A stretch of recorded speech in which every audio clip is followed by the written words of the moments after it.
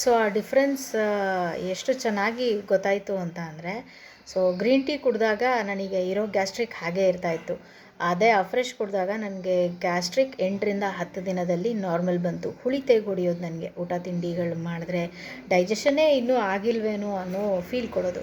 And digestion improve ಆಯಿತು and mind active ಮತ್ತು alert ಇರೋದಕ್ಕೆ ಹೆಲ್ಪ್ ಆಯಿತು ಫ್ರೆಶ್ಶಿಂದ. ಸೊ ಈ ಬೆನಿಫಿಟ್ಸ್ಗಳು ಗ್ರೀನ್ ಟೀ ನನಗೆ ಯಾವತ್ತೂ ಕೊಟ್ಟಿರಲಿಲ್ಲ. ಎಷ್ಟೋ ವರ್ಷಗಳು ನಾನು ಯೂಸ್ ಮಾಡಿದ್ದೀನಿ ಗ್ರೀನ್ ಟೀಸ್, ಬಟ್ ಅಫ್ರೆಶ್ ಕೊಟ್ಟಿದ್ದ ರಿಸಲ್ಟ್ ಯಾವುದೂ ಕೊಟ್ಟಿಲ್ಲ. ಸೊ ಎಷ್ಟು ಅಂದರೆ ಹಗಲು ನಿದ್ರೆ ಅವಾಯ್ಡ್ ಆಯಿತು.